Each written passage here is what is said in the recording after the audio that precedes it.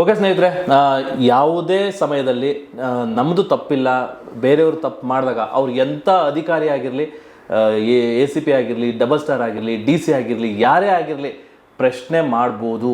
ಪ್ರಶ್ನೆ ಮಾಡೋ ಹಕ್ಕು ಪ್ರತಿಯೊಬ್ಬರಿಗೂ ಇದೆ ಅಂತ ತೋರಿಸ್ಕೊಟ್ಟಿದೆ ಒಂದು ಪಕ್ಷ ಬೆಳಕಿಗೆ ಕಂಡ ಮೇಲೆ. ಸೊ ಅದರಲ್ಲೂ ನಮ್ಮ ರವಿಕೃಷ್ಣ ರೆಡ್ಡಿ ಅವರು ಎಂಥದ್ದೇ ಸಮಯದಲ್ಲಿ ಎಂಥ ಆಫೀಸರೇ ಆಗಿರಲಿ ಖಡಾಖಂಡಿತವಾಗಿ ಮಾತಾಡ್ತಿದ್ದಂಥ ಒಬ್ಬ ವ್ಯಕ್ತಿ ಅಂತಂದರೆ ಅವರು. ಸೊ ಬನ್ನಿ ಅವ್ರು ಪರಿಚಯ ಮಾಡ್ಕೊಳ್ಳೋಣ. ಯಾಕೆ ಅಷ್ಟು ನಿಷ್ಠುರವಾಗಿ ಮತ್ತು ಅಷ್ಟು ಆಕ್ರೋಶವಾಗಿ ಎಲ್ಲರನ್ನೂ ಎದುರಿಸ್ಕೊಂಡು ಎಲ್ಲರನ್ನೂ ಜಯಿಸ್ಕೊಂಡು ಪ್ರಶ್ನೆ ಮಾಡುವಂಥ ಹಕ್ಕು ನಮಗಿದೆ ಅಂತ ಹೇಳ್ಕೊಂಡು ಬಂದರು. ಮತ್ತು ಅವ್ರು ಮುಂಚೆ ಏನು ಮಾಡ್ತಾಯಿದ್ರು ಪ್ರತಿಯೊಂದು ತಿಳ್ಕೊಂಡು ಹೋಗೋಣ. ಸರ್ ನಮಸ್ತೆ. ನಮಸ್ಕಾರ ಸರ್. ಆ್ಯಕ್ಚುಲಿ ನಿಮ್ಮನ್ನ ಒಂಥರ ಸಿಂಹ ಅಂತ ಕರೆದ್ರೆ ತಪ್ಪಾಗಲ್ಲ. ಏಕೆಂದರೆ ನಾವು ಈ ಸಮಾಜದಲ್ಲಿ ಎಷ್ಟೋ ಶೋಷಣೆಗೆ ಒಳಗಾಗ್ತೀವಿ. ಸಲ ಮಾಡಿಕೊಂಡು, ಆಮೇಲೆ ಈ ಅಧಿಕಾರಿಗಳಿಗೆ ಗೋಗರ್ಕೊಂಡು ಅವ್ರ ಹತ್ರ ತಲೆ ಕೆರ್ಕೊಂಡು ಈ ಥರನೇ ನಡ್ಕೊಂಡು ಬರ್ತಾ ಇದೆ ಜೀವನ. ಅಂಥದ್ರಲ್ಲಿ ನಿಮ್ಮದೊಂದು ಪಕ್ಷ ಅಂತ ಒಂದು ಬಂದ ಮೇಲೆ ಅದು ಎಂತೆಂಥ ಆಫೀಸರೇ ಆಗಲಿ, ಯಾರೇ ಆಗಿರಲಿ ಪ್ರಶ್ನೆ ಮಾಡುವಂಥ ಹಕ್ಕು ನಮಗಿದೆ ಅಂತ ನೀವು ತೋರಿಸ್ಕೊಟ್ರಿ. ಸರ್, ನೀವು ಮೂಲತಃ ರವಿಕೃಷ್ಣ ರೆಡ್ಡಿ ಅವರು ಯಾರು, ಯಾಕೆ ಈ ಪಕ್ಷ ಕಟ್ಟಿದ್ರು? ನಾನು ಬೆಂಗಳೂರು ನಗರ ಜಿಲ್ಲೆ ಆನೇಕಲ್ ತಾಲೂಕಿನ ಬೊಮ್ಮಸಂದ್ರ ಅನ್ನುವಂತಹ ಒಂದು ಗ್ರಾಮದಲ್ಲಿ ಹುಟ್ಟಿದಂಥ ವ್ಯಕ್ತಿ.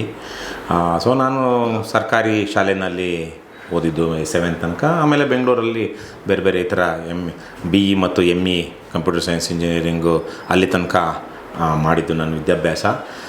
ಸ್ವಲ್ಪ ಸಾಫ್ಟ್ವೇರ್ ಇಂಜಿನಿಯರ್ ಬೇಸಿಕಲಿ. ನಾನು ಒಂದು 10 ವರ್ಷ ಅಮೇರಿಕದಲ್ಲೂ ವಾಸ ಮಾಡ್ತಿದ್ದೆ. ಅಲ್ಲೂ ಸಾಫ್ಟ್ವೇರ್ ಇಂಜಿನಿಯರ್ ಕೆಲಸ ಮಾಡ್ತಾಯಿದ್ದೆ. ಅಲ್ಲಿ ಕನ್ನಡ ಕೂಟದ ಅಧ್ಯಕ್ಷನಾಗಿನೂ ಒಂದು ರಾಜ್ಯದಲ್ಲಿ ಸಿಲಿಕಾನ್ ವ್ಯಾಲಿ ಅಂತ ಅಂತೀವಿ ನಾವು, ಕ್ಯಾಲಿಫೋರ್ನಿಯಾ, ಅಲ್ಲಿ ಕನ್ನಡ ಕೂಟ ಆಫ್ ನಾರ್ದರ್ನ್ ಕ್ಯಾಲಿಫೋರ್ನಿಯಾ, ಅಲ್ಲಿನೂ ಅದರ ಅಧ್ಯಕ್ಷನಾಗಿನೂ ಕೆಲಸ ಮಾಡಿದ್ದೆ. ಅದಕ್ಕೆ ಮಾಡೋದಕ್ಕೆ ಮುಖ್ಯವಾದ ಕಾರಣ ನಾನೊಬ್ಬ ಬರಹಗಾರನಾಗಿನೂ ಇದ್ದಿದ್ದು. ಕನ್ನಡ ತುಂಬ ಚೆನ್ನಾಗಿ ನಾನು ಚಿಕ್ಕಂದಿಂದನೂ ಚೆನ್ನಾಗಿ ಓದ್ತಿದ್ದೆ. ಹಾಗಾಗಿ ಸಾಕಷ್ಟು ಇತಿಹಾಸ, ಸಾಹಿತ್ಯ, ಪುರಾಣ ಬಹಳ ಓದ್ತಾ ಇದ್ದೆ. ಹಾಗಾಗಿ ನನಗೆ ಬರವಣಿಗೆ ಮಾಡಬೇಕು ಅಂತಲೂ ಇತ್ತು. ನಾನು ಅಮೇರಿಕದಲ್ಲಿದ್ದಾಗ ಸಾಕಷ್ಟು ಇನ್ನು ಮದುವೆ ಆಗೋದಕ್ಕೆ ಮೊದಲು ಸಾಕಷ್ಟು ಸಮಯ ಇರ್ತಿತ್ತು. ಹಾಗಾಗಿ ದೇಶದ, ಆವತ್ತಿನ ಅಮೇರಿಕದ, ವಿಶ್ವದ, ಭಾರತದ ನನ್ನ ಚಿಕ್ಕಂದಿನ ಅನುಭವಗಳ ಆಧಾರದ ಮೇಲೆ ನಾನು ಓದಿದಂಥ ಸಾಹಿತ್ಯ, ಇತಿಹಾಸ ಇದೆಲ್ಲ ಆಧಾರದ ಮೇಲೆ ಕೆಲವೊಂದು ವಿಚಾರಗಳ ಬಗ್ಗೆ ಬರಿತಾ ಹೋದರೆ, ಹಾಗಾಗಿ ನಾನೊಂದಷ್ಟು ಸ್ಪಷ್ಟವಾಗಿ ದಾಖಲಿಸುವಂತಾಗಾಯಿತು, ಒಬ್ಬ ಬರಹಗಾರನಾದೆ. ಸೊ ಇವೆಲ್ಲ ಆಗಿ ನಾನು ಚಿಕ್ಕದಿನಿಂದಲೂ ಇದ್ದಿದ್ದೇನು ಅಂದರೆ ಒಂದು ಸಮಾಜ ಸುಧಾರಣೆ ಆಗಬೇಕು, ಅಸಮಾನತೆಗಳು ತೊಲಗಬೇಕು. ನಾನು ಹಾಗೆ ನೋಡಬೇಕು ಅಂದರೆ ಚಿಕ್ಕನ್ನಲ್ಲಿ ನಮಗೆ ದೊಡ್ಡ ಆದರ್ಶ ಅಂತಿದ್ದು ಸತ್ಯ ಹರಿಶ್ಚಂದ್ರ, ರಾಮ, ಈ ಥರದವು ಹರಿಕತೆಗಳನ್ನು 3ನೇ ಕ್ಲಾಸ್ 4ನೇ ಕ್ಲಾಸಲ್ಲಿರುವಾಗಲೇ ನಾನು ರಾಮಾಯಣ ಓದಿದ್ದೆ. ಹಾಗಾಗಿ ನಮ್ಮೂರಲ್ಲಿ ಮಹಾಶಿವರಾತ್ರಿ ದಿವಸ ಹರಿಕತೆಗಳು ನಡೀತಿತ್ತು. ಅವೆಲ್ಲ ಒಂದಷ್ಟು ಆಗಿನ ಕಾಲದಲ್ಲಿ ಸಾಂಸ್ಕೃತಿಕ ಶಿಕ್ಷಣ ಅಂತ ಏನು ಸಿಗ್ತಾಯಿತ್ತು, ಕಥೆಗಳಿಂದ, ಉಪಕಥೆಗಳಿಂದ, ಪುರಾಣಗಳಿಂದ, ನಾಟಕಗಳಿಂದ. ನಮ್ಮೂರಲ್ಲಿ ಕುರುಕ್ಷೇತ್ರ, ದಾನಶೂರ ಕರ್ಣ ನಾಟಕಗಳೆಲ್ಲ ಮಾಡ್ತಾಯಿದ್ರು ನಾವೆಲ್ಲ ಚಿಕ್ಕನ್ನಲ್ಲಿದ್ದಾಗ.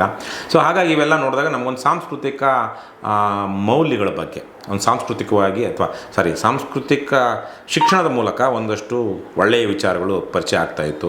ಸೊ ಹಾಗಾಗಿ ನಾನು ಆ ರೀತಿಯಲ್ಲಿ ಬೆಳೆದು ಬಂದಿದ್ದರಿಂದ ಬೆಳೀತಾ ಇನ್ನೂ ಹೆಚ್ಚೆಚ್ಚು ವ್ಯಾಪಕವಾಗಿ ಓದ್ತಾ ಹೋಗ್ತಿದ್ದಾಗೇ ಪ್ರಜಾಪ್ರಭುತ್ವ, ಸಾಮಾಜಿಕ ವ್ಯವಸ್ಥೆ, ಅಸಮಾನತೆಗಳು, ಭ್ರಷ್ಟಾಚಾರ, ದುರಾಡಳಿತ, ಗುಲಾಮಿತನ, ಈ ಥರದ್ದೆಲ್ಲ ವಿಚಾರಗಳನ್ನು ತಿಳ್ಕೊಳ್ತಾ ಹೋಗ್ತಿದ್ದಾಗೆ ನಾನು ಇಲ್ಲಿ ಸಾಮಾಜಿಕವಾಗಿ ಒಂದಷ್ಟು ತೊಡಸ್ಕೊಳ್ಬೇಕು. ಯಾಕಂದರೆ ಇವತ್ತು ನಮ್ಮ ಭಾರತದ ಯಾವ ಪೂರ್ವಿಕರಿಗೂ ಇಲ್ಲದಂತಹ ಒಂದು ವ್ಯವಸ್ಥೆ ಇವತ್ತಿನ ಭಾರತೀಯರಿಗಿದೆ. ಅದು ಮಹಾತ್ಮ ಗಾಂಧೀಜಿಯವರ ನೇತೃತ್ವದಲ್ಲಿ ದೇಶಕ್ಕೆ ಒಂದು ಸ್ವಾತಂತ್ರ್ಯ ಹೋರಾಟ ನಡೀತು, ದೇಶಕ್ಕೆ ಸ್ವಾತಂತ್ರ್ಯ ಸಿಕ್ತು. ಅದು ಬೇರೆ ತರಹದ ಸ್ವಾತಂತ್ರ್ಯ ಸಿಕ್ಕಿದ್ದಿದ್ರೆ, ನನಗನ್ಸುವಾಗಿ ಇವತ್ತಿನ ತರಕ್ಕೆ ಬೇರೆ ಥರದ ಹೋರಾಟಗಳ ಸ್ವಾತಂತ್ರ್ಯ ಆಗಿದ್ದಿದ್ರೆ ಬಹುಶಃ ನಾವು ಇವತ್ತಿರುವಂಥ ಪ್ರಜಾಪ್ರಭುತ್ವ ನೋಡ್ತಾ ಇರಲಿಲ್ಲ. ಯಾಕಂದರೆ ಅದೇ ಸಂದರ್ಭದಲ್ಲಿ ಎಷ್ಟೋ ದೇಶಗಳಲ್ಲಿ ಕೊಲೋನಿಯಲ್ ವ್ಯವಸ್ಥೆಯಿಂದ ಆಚೆಗೆ ಬಂದಂಥ ದೇಶಗಳಲ್ಲಿ ಇವತ್ತು ಬಹುತೇಕವು ಫೇಲ್ಡ್ ಕಂಟ್ರೀಸು, ಪಾಕಿಸ್ತಾನ, ಬಾಂಗ್ಲಾ, ಶ್ರೀಲಂಕಾ ಇವೆಲ್ಲ ನೋಡಿದಾಗ. ಆದರೆ ಭಾರತ ಮಾತ್ರ ತುಂಬ ಇವತ್ತು ಪ್ರಪಂಚದ ಅತ್ಯಂತ ಹೆಚ್ಚು ಜನಸಂಖ್ಯೆ ಇರುವಂಥ ದೇಶ. ಈ ದೇಶದಲ್ಲೂ ಇಷ್ಟು ವೈವಿಧ್ಯತೆ, ಭಾಷಾ ವೈವಿಧ್ಯತೆ, ಭೌಗೋಳಿಕ ವೈವಿಧ್ಯತೆ, ಸಾಂಸ್ಕೃತಿಕ ವೈವಿಧ್ಯತೆ, ಜಾತಿಗಳ ನಡುವೆ ಒಂದು ದ್ವೇಷ ಅಥವಾ ಬೇರೆ ಬೇರೆ ತರತಮಗಳು ಇದ್ರೂ ಇವತ್ತು ಒಂದು ದೇಶವಾಗಿ ನಾವು ಒಂದು ಹಂತಕ್ಕೆ ಒಂದು ಒಳ್ಳೆಯ ಸ್ಥಿತಿಯಲ್ಲೇ ಇದ್ದೀವಿ. ಇದೆಲ್ಲ ಯಾಕಾಯಿತು ಅಂತ ನೋಡಿದಾಗ ನನಗೆ ಮೂಲಭೂತವಾಗಿ ಕಾಣಿಸೋದು ಇಡೀ ದೇಶವನ್ನು ಗಾಂಧಿ ಕಟ್ಟಿದಂಥ ರೀತಿ ಒಂದು ತಂತುವಾಗಿ. ಸೊ ಗಾಂಧಿ ಒಂದು ದೇಶವನ್ನು ಒಗ್ಗೂಡಿಸ್ತಿದ್ರು. ಆಮೇಲೆ ಅಹಿಂಸಾತ್ಮಕವಾಗಿ ಒಂದು ದೇಶಕ್ಕೆ ಸ್ವಾತಂತ್ರ್ಯ ಬಂತು. ಮತ್ತು ಗಾಂಧೀಜಿಯ ಕರೆಗೆ ಹೋಗೊಟ್ಟು ಗಾಂಧೀಜಿಯ ಮೌಲ್ಯಗಳನ್ನು ಮತ್ತು ಗಾಂಧೀಜಿಯ ತತ್ವಗಳನ್ನು, ಗಾಂಧೀಜಿಯ ನಡೆಯನ್ನು ಗೌರವಿಸಿ ಗಮನಿಸಿ ಗಾಂಧೀಜಿಯ ಜೊತೆ ಬಂದಂಥ ಸಾವಿರಾರು ಜನ ನಾಡಪ್ರೇಮಿಗಳು, ದೇಶಪ್ರೇಮಿಗಳು, ದೇಶಭಕ್ತರು ಮತ್ತು ಚಿಂತಕರು, ಬುದ್ಧಿಜೀವಿಗಳು, ಸಣ್ಣ ಸಣ್ಣ ಜನ ಗಾಂಧೀಜಿಗೆ ಸಿಗಲಿಲ್ಲ. ಪಂಡಿತ ಅಂತ ಹೆಸರು ಪಡ್ಕೊಂಡಿದ್ದಂಥ ನೆಹರು ಅವರಿಂದ ಹಿಡ್ಕೊಂಡು ಭಾಳ ದೊಡ್ಡ ವಕೀಲರಾಗಿದ್ದಂತಹ ವಲ್ಲಭಭಾಯ್ ಪಟೇಲರು, ಅದೇ ರೀತಿಯಲ್ಲಿ ನೆಹರೂರವರ ತಂದೆ ಮೋತಿಲಾಲ್ ನೆಹರು ಥರದವರು, ಬಾಬು ರಾಜೇಂದ್ರ ಪ್ರಸಾದ್ ಥರದವರು, ಈ ಥರಕ್ಕೆ ಲಾಲ್ ಬಹದ್ದೂರ್ ಶಾಸ್ತ್ರಿ, ಈ ಥರ ಭಾಳ ದೊಡ್ಡ ನಮ್ಮ ಕರ್ನಾಟಕದಲ್ಲೇ ನೋಡಿದ್ರೆ KC ರೆಡ್ಡಿ ಮತ್ತು ಯಾರು ಅವರು ಕೆಂಗಲ್ ಹನುಮಂತಯ್ಯ, ಈ ಥರದ ನಿಜಲಿಂಗಪ್ಪ, ಹಳೆಯ ಸ್ವಾತಂತ್ರ್ಯ ಹೋರಾಟಗಾರರು, ಕಾಮರಾಜ್ ಥರದವರು, ದೇಶವ್ಯಾಪಿಯಾಗಿ ಈ ಥರಕ್ಕೆ ಒಳ್ಳೆ ಏನು ಕ್ವಾಲಿಟಿ ಇದ್ದಂಥ ಜನ, ಗುಣಾತ್ಮಕವಾಗಿ ಬಲಿಷ್ಠರಾಗಿದ್ದಂಥ ಜನ ಆವತ್ತು ಗಾಂಧೀಜಿ ಜೊತೆಗೆ ಬಂದರು. ಸೊ ಹಾಗಾಗಿ ಗಾಂಧಿ ಅಂದರೆ ಒಂದು ವಿಚಾರ ಅಲ್ಲ, ಇವಂತಹ ದೊಡ್ಡ ಮನಸ್ಸುಗಳನ್ನು, ಶ್ರೇಷ್ಠ ಮನಸ್ಸುಗಳು ಆವತ್ತು ಗಾಂಧೀಜಿ ಕಡೆ ಆಕರ್ಷಿತರಾದರು. ಹಾಗಾಗಿಯೇ ಆವತ್ತು ಸ್ವಾತಂತ್ರ್ಯ ಬರೋದಕ್ಕೆ ಮೊದಲೇ ನಮ್ಮಲ್ಲಿ ಎಂತಹ ದೇಶ ನಾವು ಸ್ವಾತಂತ್ರ್ಯ ಬಂದ ಮೇಲೆ ಕಟ್ಕೊಳ್ಬೇಕು ಅಂತಿತ್ತು. ಬಹಳಷ್ಟು ದೇಶಗಳಿಗೆ ಅದು ಏನು ಪೋಸ್ಟ್ ಸೆಕೆಂಡ್ ವರ್ಲ್ಡ್ ವಾರು ಯಾವ ಥರದ ದೇಶ ಆಗಬೇಕು, ಯಾವ ಥರದ ಸಂವಿಧಾನ ಆಗಬೇಕು ಅಂತ ಅವ್ರಿಗೆ ಗೊತ್ತಿರಲಿಲ್ಲ. ಆದರೆ ಗಾಂಧೀಜಿ ಕಾರಣದಿಂದಾಗಿ ಹತ್ರ ಬಂದಂಥ ಆವತ್ತಿನ ಕಾಂಗ್ರೆಸ್ ಸಂಘಟನೆ ಮೂಲಕ ಹತ್ರ ಬಂದಂಥವ್ರಿಗೆ ನಮ್ಮದು ಪ್ರಜಾಪ್ರಭುತ್ವ ದೇಶವಾಗಬೇಕು, ಇಲ್ಲಿ ಯಾರು ರಾಜರಾಗಿರಬಾರದು, ಇದು ಸಂಪೂರ್ಣವಾಗಿ ಪ್ರಜಾಪ್ರಭುತ್ವವಾದ ಒಂದು ಜಾತ್ಯತೀತವಾದ ಎಲ್ಲ ಸರ್ವ ಜನಾಂಗಗಳು ಇಲ್ಲಿ ನೆಮ್ಮದಿ ಘನತೆಯಿಂದ ಬದುಕುವಂಥ ಒಂದು ದೇಶ ಆಗಬೇಕು ಅಂತ ಕಲ್ಪನೆ ಅದಕ್ಕೆ ಬಂದಿದ್ದು. ಅದರಿಂದನೇ ಸ್ವಾತಂತ್ರ್ಯ ಬಂದ ತಕ್ಷಣ ಮಾತ್ರ ಬರ್ತಾ ಇದ್ದ ಹಾಗೇ ಏನು ಆವತ್ತು ಒಂದು ರೀತಿಯ ರಾಷ್ಟ್ರೀಯ ಸರ್ಕಾರ ಎಲ್ಲ ಬೇರೆ ಬೇರೆಯವರನ್ನು ಸೇರಿಸ್ಕೊಂಡು, ಕಾಂಗ್ರೆಸ್ಸು ಮಾತ್ರ ಆವತ್ತು ಹೇಳ್ಬೇಕಾದ್ರೆ ನೇರವಾಗಿ ಸ್ವಾತಂತ್ರ್ಯ ಹೋರಾಟದಲ್ಲಿ ತೊಡಕೊಂಡಿದ್ದು. ಸ್ವಾತಂತ್ರ್ಯ ಹೋರಾಟದಲ್ಲಿ ತೊಡಕೊಳ್ಳದೆ ಸಾಮಾಜಿಕ ಸಮಾನತೆಯ ಪರವಾಗಿ ಹೋರಾಟ ಮಾಡ್ತಿದ್ದಂತಹ, ಏನು ಅಸ್ಪೃಶ್ಯತೆ ವಿರುದ್ಧವಾಗಿ ಹೋರಾಟ ಮಾಡ್ತಿದ್ದಂಥ ಅಂಬೇಡ್ಕರ್ ಅವರನ್ನು ಸಹ ಆವತ್ತು ಏನು ರಾಷ್ಟ್ರೀಯ ಸರ್ಕಾರದಲ್ಲಿ ಕಾನೂನು ಸಚಿವರನ್ನಾಗಿ ಮಾಡಿ ಮತ್ತು ದೇಶಕ್ಕೆ ಸಂವಿಧಾನ ಬರೆಯುವ ಒಂದು ಜವಾಬ್ದಾರಿಯನ್ನು, ಗಣನೀಯವಾದ ಜವಾಬ್ದಾರಿಯನ್ನು ಅಂಬೇಡ್ಕರ್ ಅವರಿಗೆ ನೀಡಲಾಯಿತು.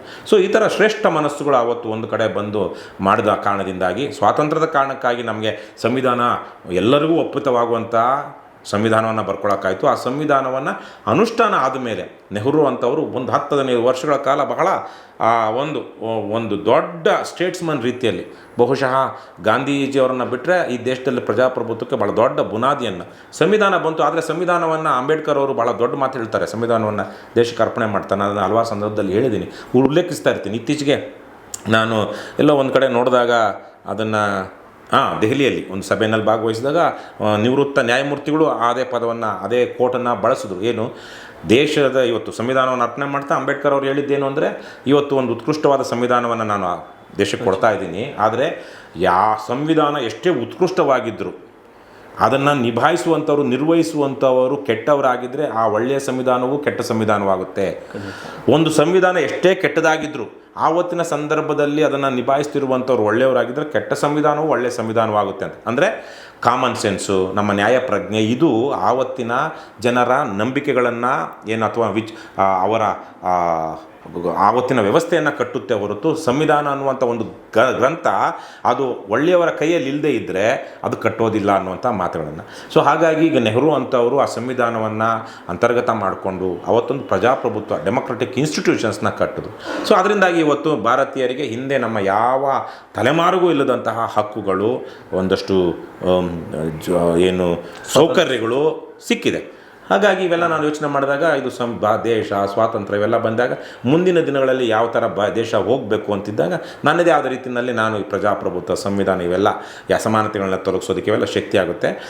ಆದರೆ ಇವತ್ತೇನಾಗಿದೆ, ಒಂದು 20 ವರ್ಷಗಳಿಂದ ನಾನು ಯೋಚನೆ ಮಾಡಿದ ಹಾಗೆ 20-25 ವರ್ಷಗಳ ಹಿಂದೆ ನಾನು ರಾಜಕೀಯಕ್ಕೆ ಬರಬೇಕು ಅಂದ್ಕೊಂಡು ಅಥವಾ ನಾನು ಬರವಣಿಗೆ ಶುರು ಮಾಡಿದಾಗ ಅಷ್ಟೊತ್ತಿಗಾಗಲೇ ದೇಶದಲ್ಲಿ ಕಳ್ಳರು ಖದೀಮರ ಪ್ರಭಾವ ರಾಜಕಾರಣದಲ್ಲಿ ಜಾಸ್ತಿ ಆಗಿತ್ತು. ಇವತ್ತಿಗೆ ಸರಿಯಾಗಿ 50 ವರ್ಷಗಳ ಹಿಂದೆಯೇ ಬೆಂಗಳೂರಿನಲ್ಲಿ ಘಟಿಕೋತ್ಸವದಲ್ಲಿ, ಬೆಂಗಳೂರು ವಿಶ್ವವಿದ್ಯಾಲಯದ ಪದವೀಧರರ ಘಟಿಕೋತ್ಸವದಲ್ಲಿ ನಮ್ಮ ಕರ್ನಾಟಕದ ಒಬ್ಬ ಶ್ರೇಷ್ಠ ದಾರ್ಶನಿಕ ಕವಿ ಕುವೆಂಪುರವರು ಒಂದು ಮಾತು ಹೇಳಿದ್ರು.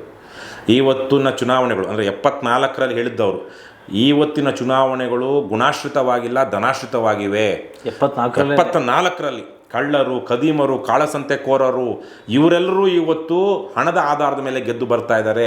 ಇವತ್ತು ನೀವು ಏನು ವಿದ್ಯಾರ್ಥಿಗಳ ಉದ್ದೇಶ ಅವ್ರು ಹೇಳಿದ್ದು, ಈ ಧನಾಶ್ರಿತವಾದ ಚುನಾವಣೆಯನ್ನು ಗುಣಾಶ್ರಿತವನ್ನಾಗಿ ಮಾಡಲಿಲ್ಲ ಅಂದರೆ, ಉಗ್ರ ಸಾತ್ವಿಕ ಯಾವುದೇ ಉಗ್ರ ಕ್ರಾಂತಿಯಿಂದಲಾದರೂ ಈ ಚುನಾವಣೆಗಳನ್ನು ನೀವು ಸಾತ್ವಿಕ ಮಾರ್ಗಕ್ಕೆ ತಿರುಗಿಸದಿದ್ದರೆ ಇದು ಸರ್ವಾಧಿಕಾರ, ಇವತ್ತೇನು ಒಂದು ರೀತಿಯ ಪ್ರಚ್ಛನ್ನ ಸರ್ವಾಧಿಕಾರ ಚುನಾವಣೆಗಳ ಹೆಸರಲ್ಲಿ ನಡೆಯುತ್ತೆ. ಅಂದರೆ ಸರ್ವಾಧಿಕಾರ ನಡೆಯುತ್ತೆ, ಅದನ್ನು ಹೇಳ್ಕೊಳ್ಳೋಕೆ ಪ್ರಜಾಪ್ರಭುತ್ವ, ಆದರೆ ನಡೆಯೋದು ಸರ್ವಾಧಿಕಾರ, ದುಡ್ಡಿರುವಂಥವರ ಅಧಿಕಾರ ಅಂತ ಭಾಳ ಚೆನ್ನಾಗಿ 50 ವರ್ಷಗಳಿಂದ ಹೇಳಿದ್ರು. ಆದರೆ ನಾವು ಇವತ್ತು ನೋಡಿದಾಗ ನಿಜಕ್ಕೂ 50 ವರ್ಷಗಳಿಂದನೇ ಈ ಮಟ್ಟಕ್ಕೆ ಕೆಟ್ಟಿರಲಿಲ್ಲ. ಸಣ್ಣ ಪುಟ್ಟದಾಗಿ ಕೆಟ್ಟಿತ್ತು, ಇವತ್ತು ಕಂಪೇರ್ ಮಾಡಿದ್ರೆ ಅವಾಗಲೇ ಕೆಟ್ಟಿತ್ತು, ಆದರೆ ಸಣ್ಣ ಪುಟ್ಟದಾಗಿ ಕೆಟ್ಟಿತ್ತು ಅಂತ ನಾವು ಭಾವಿಸ್ಬೋದು. ಆವತ್ತಿಗೆ ನಾವು ಅವ್ರು ಗಾಬರಿ ಪಟ್ಟು ಆ ವಿಚಾರ ಹೇಳ್ತಾರೆ. ಇವತ್ತಂತೂ ಇದು ಪ್ರಜಾಪ್ರಭುತ್ವ ಅಲ್ಲ, ಇದು ಕೇವಲ ಹಣದಲ್ಲಿ ನಡೀತಾ ಇದೆ. ಆದರೆ ಹಣದಲ್ಲಿ ಅಧಿಕಾರ ಪಡ್ಕೊಂಡಿರೋರು ಜನರನ್ನು ಪೂರ್ತಿಯಾಗಿ ದಮನ ಮಾಡ್ತಾ ಇಲ್ಲ, ದಮನಕೋರರಾಗಿಲ್ಲ, ಇಲ್ಲಾಂದರೆ ಜನ ತಿರುಗಿ ಬೀಳ್ತಾ ಇದ್ರು. ಆದರೆ ಯಾರ್ಯಾರಿಗೆ ನಾಯಿಗೆ ಬಿಸ್ಕತ್ ಹಾಕ್ದಂಗೆ ಹಾಕ್ಕೊಂಡು ನಡೆಸ್ತಾ ಇದ್ದಾರೆ ಆಡಳಿತ. ಸಂಪತ್ತು ಕೆಲವೊಂದಷ್ಟೇ ಕಡೆ ಶೇಖರಣೆ ಆಗಿದೆ. ಇದೆಲ್ಲ ತಪ್ಪಿ ಹೇಗೆ ಲಾಲ್ ಬಹದ್ದೂರ್ ಶಾಸ್ತ್ರಿ ಎಂತಹ ಹಿನ್ನೆಲೆ, ಬಡ ಹಿನ್ನೆಲೆ, ಕಾಮರಾಜ್ ನಾಡವ್ರು ಎಂಥವರು, ನಮ್ಮ ನಿಜಲಿಂಗಪ್ಪ ಎಂಥವ್ರು, ಇವರಂತೆಲ್ಲ ನೋಡಿದಾಗ ಇವರೆಲ್ಲ ಎಂತೆಂಥ ಕಡು ಬಡತನದಲ್ಲಿದ್ದವರು ದೇಶ ನಾಯಕ, ರಾಷ್ಟ್ರ ನಾಯಕರಾದರು. ಆ ತರಹದ ರಾಜಕಾರಣಕ್ಕೆ ಅಥವಾ ಸಾಮಾಜಿಕ ಜೀವನಕ್ಕೆ ಆ ಥರ ಶ್ರೇಷ್ಠ ಮನಸ್ಸುಗಳು ಬಂದರು. ಇವತ್ತು ಚೆನ್ನಾಗಿ ಓದೋರು ಏನಾಗ್ತಾರೆ, ಒಬ್ಬ ಸಾಫ್ಟ್ವೇರ್ ಇಂಜಿನಿಯರು, ಒಬ್ಬ ಡಾಕ್ಟ್ರು, ಇನ್ನು IAS ಆಫೀಸರ್, ಈ ಥರಕ್ಕಾಗಿ ನಮ್ಮದು ಸಾಕಪ್ಪ ಅನ್ನುವಂಥ ಸ್ಥಿತಿಗೆ ಬಂದುಬಿಟ್ಟಿದ್ದಾರೆ ಹೊರತು ಇವತ್ತು ರಾಜಕಾರಣಕ್ಕೆ ಬರ್ತಾ ಇರುವಂಥವರು ಈ ದೇಶದ ಪ್ರತಿಭಾವಂತರು, ಈ ದೇಶದ ಶ್ರೇಷ್ಠ ಮನಸ್ಸುಗಳಲ್ಲ. ರಾಜಕಾರಣಕ್ಕೆ ಬರ್ತಿರುವಂಥವ್ರು ಖದೀಮರು, ಕಾಳಸಂತೆಕೋರರು, ಕ್ರಿಮಿನಲ್ಗಳು ಇವತ್ತು ಬಹುತೇಕವಾಗಿ ಬರ್ತಾ ಇರೋದು. ಇವರು ದೇಶವನ್ನು ಉಳಿಸಲ್ಲ. ಮುಂದಕ್ಕೆ ಪ್ರಜಾಪ್ರಭುತ್ವವನ್ನು ನಾವು ಪಡ್ಕೊಂಡಿದ್ದಕ್ಕೆ ಎಷ್ಟು ಹೋರಾಟ ಮಾಡಿದ್ವೋ ಅದಕ್ಕಿಂತ ದೊಡ್ಡ ಮಟ್ಟದಲ್ಲಿ ಪ್ರಜಾಪ್ರಭುತ್ವವನ್ನು ಉಳಿಸ್ಕೊಳ್ಳೋದಕ್ಕೆ ಮಾಡಬೇಕಾಗಿದೆ ಇವತ್ತು. ಹಾಗಾಗಿನೇ ನಾನು ರಾಜಕಾರಣಕ್ಕೆ ಬರಬೇಕು ಅಂತ ಅವತ್ತು ತೀರ್ಮಾನ ಮಾಡಿಕೊಂಡು ಇವೆಲ್ಲ ಏನು ನಮ್ಮ ದೇಶದಲ್ಲಿರುವಂಥ ಈ ವ್ಯವಸ್ಥೆಗಳು ಅಥವಾ ಪಕ್ಷಗಳು ಇವ್ಯಾವೂ ಆಂತರಿಕ ಪ್ರಜಾಪ್ರಭುತ್ವ ಇಲ್ಲ, ಮತ್ತು ಅಲ್ಲಿ ಗುಣಕ್ಕೆ ಗೌರವ ಇಲ್ಲ, ಅಲ್ಲಿರುವಂಥದ್ದು ಹಣಕ್ಕೆ ಗೌರವ. ಹಾಗಾಗಿ ಒಂದಷ್ಟು ಸಾಮಾನ್ಯರಿಗೆ ಒಂದು ಮಾಡೆಲ್ನನ್ನು ರೂಪಿಸಬೇಕು. ಸಾಮಾನ್ಯ ಜನರು ನನ್ನ ಹಾಗೇನೆ ಒಂದು ಸಾಮಾನ್ಯ ಹಿನ್ನೆಲೆಯಿಂದ ಬಂದಿರುವಂಥವರು ಹಿಂದೆ ಹೇಗೆ ರಾಜಕಾರಣಕ್ಕೆ ಬಂದು ದೇಶಕ್ಕೆ ಒಂದು ನಾಯಕತ್ವ ಕೊಟ್ಟರೋ ಅದೇ ತರಹ ಒಂದು ಮಾದರಿಯನ್ನು ನಿರ್ಮಿಸಬೇಕು ಅಂತೇಳಿ ನಾನು ಅಮೇರಿಕದಿಂದ ಭಾರತಕ್ಕೆ ವಾಪಸ್ ಆದಮೇಲೆ ಅದೇ ನಿಟ್ಟಿನಲ್ಲಿ ಒಂದು ಕೆಲಸ ಮಾಡ್ತಾ ಇದ್ದಿದ್ದು. ಅದು